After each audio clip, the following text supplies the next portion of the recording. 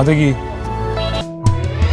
কিছু বাংলা নাটক শুধু গল্প বলেনি, ওরা আমাদের চুপ করিয়ে দিয়েছে, ভেঙেছে মন, না বলা কষ্টকে সামনে এনেছে আর প্রশ্ন ছুড়ে দিয়েছে আমরা আসলে কেমন মানুষ হয়ে উঠছি। আজ বলবো এমন 5টা নাটক নিয়ে যেগুলো না দেখলে আপনি শুধু নাটকই না, একটা অনুভূতিও মিস করবেন।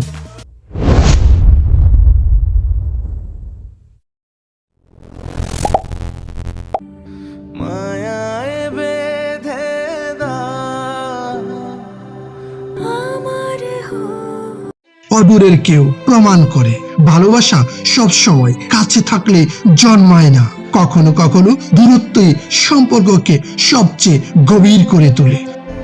আগে যখন আপনি আমার নাম ধরে ডাকতেন আমার খুব ভালো লাগতো, মনে হতো আপন কেউ।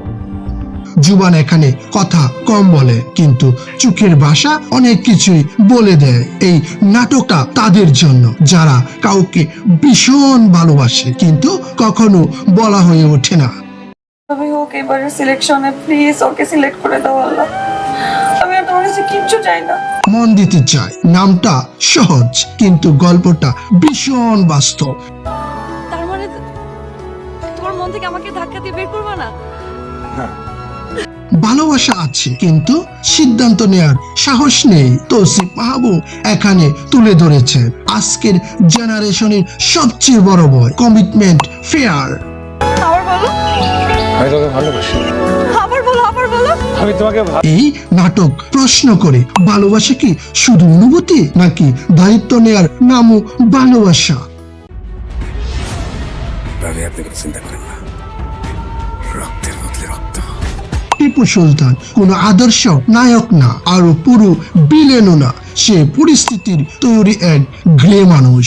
মুশফিকার ফারহান এখানে নিজেদের ক্যারিয়ারের সেরা পারফরমেন্স দেখিয়েছে।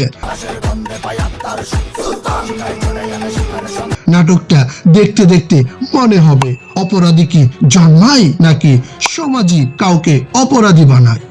20 পয়সার শরবত তুমি আমারে খাইতে দিছো কেন?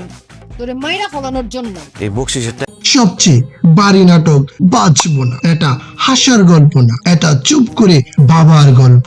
নিলয়ের অভিনয় এখানে একদম র, একদম রিয়েল।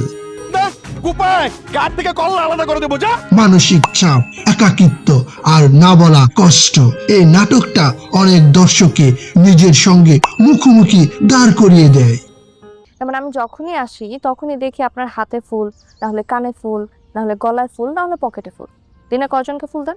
সব অন্ধকারের মাঝেও একটা আলো দরকার, সে আলোই সাইফুল লাইব্রেরি, একজন সাধারণ মানুষ কিন্তু স্বপ্নটা অসাধারণ।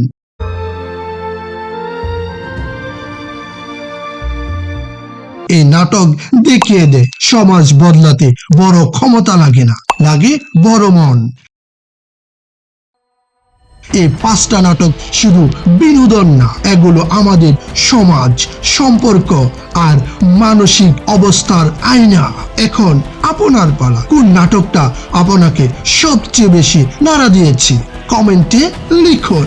আর আপনি যদি এমন প্রফেশনাল সিনেমাটিক নাটক রিভিউ পছন্দ করেন তাহলে সিনেচোক সাবস্ক্রাইব করুন, কারণ এখানে আমরা শুধু নাটক দেখি না, নাটকের ভেতরের মানুষটাকে খুঁজি। ধন্যবাদ।